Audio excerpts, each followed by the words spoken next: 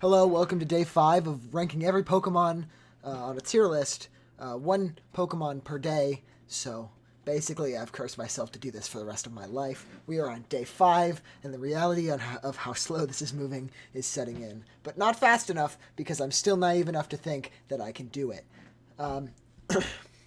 So today is Charmeleon, and I'll be honest, I think Charmeleon kind of sucks. But funnily enough, right now, I don't know if it's S tier per se, but streamer, friend is a term I can use because we are friends on Discord.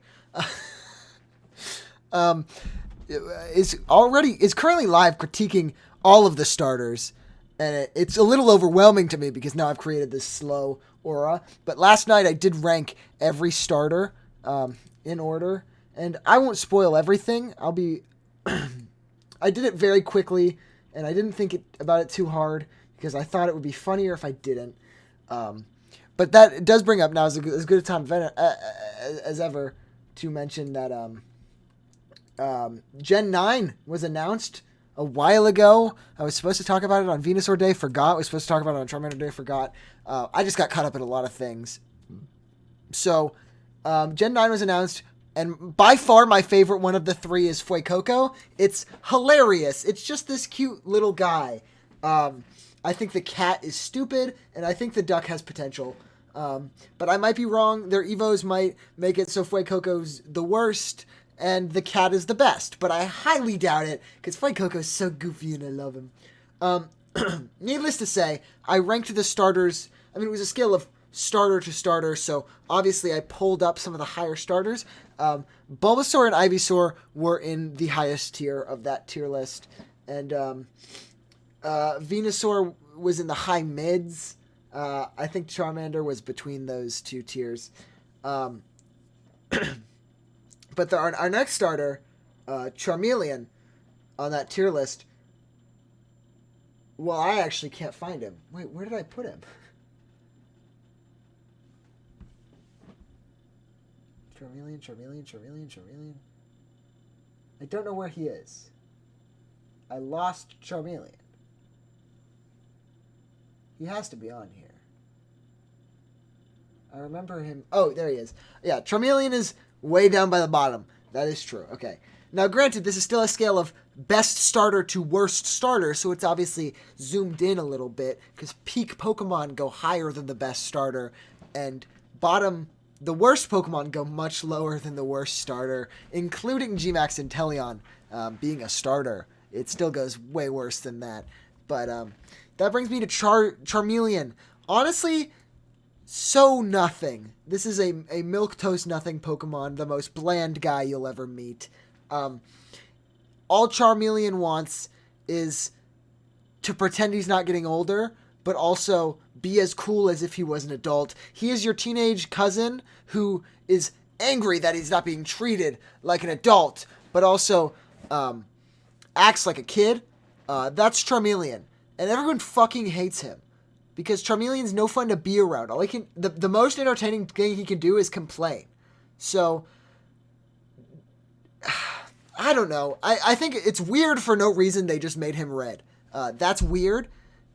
They added one horn, which I think is not the logical progression between one horn and two horns. I think it is two small horns. That makes significantly more sense than one horn. I can't even begin to understand the logical fallacy between Charmander and Charizard that somehow ended up with Charmeleon. But we're rating purely on it as an isolated thing, I think. Are we rating them based on how on isolation, on like how they are? Because sometimes I don't think I can.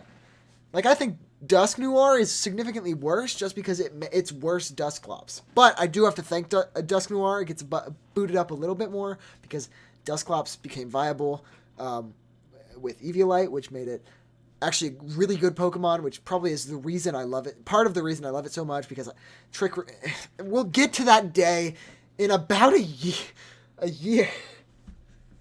But Charmeleon's really not that great.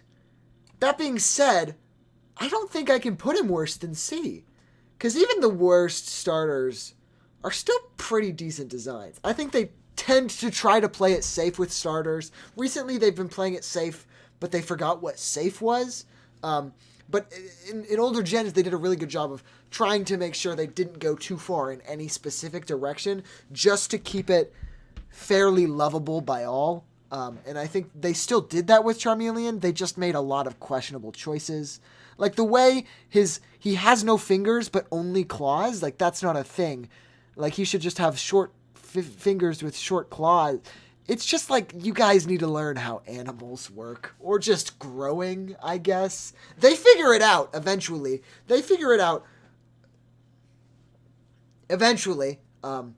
I was looking for a Gen 1 Pokemon that does it, and I was like looking down the Pokedex, and I was like, Caterpie does not really show that. It's its own thing, and same with Weedle. Pidgeot's pretty good, but Pidgeotto is pretty good, but then Pidgeotto to Pidgeot is like, okay. Rattata to Ratic... they do eventually figure out how growing a thing works. I swear to God. Yeah, no, Nidoran, Nidorino,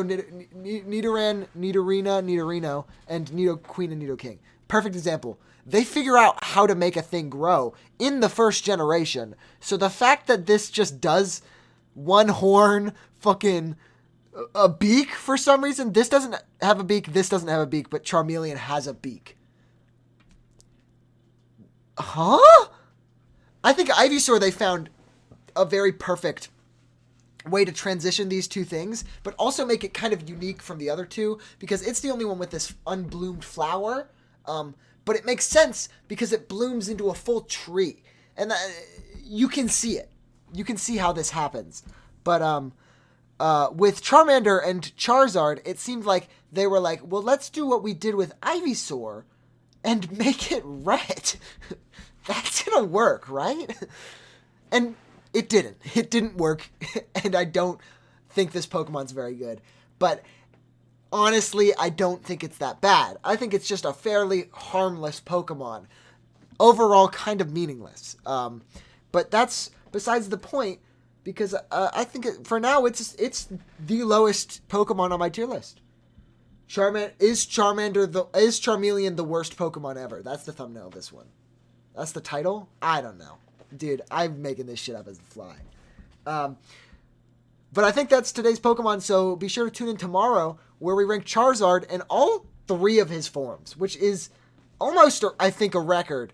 Tied with Meowth for the most forms? Is that true? Hold on, where's Meowth? Yeah, tied with Meowth for the most forms, I think. Unless there's another Pokemon with more forms. Obviously, that's not counting, like, gender altercations or anything like that. But yeah, come back tomorrow and we'll rank all of the Charizard forms. I definitely am not going to do what most people would want me to do because I'm disagreeable and just the worst.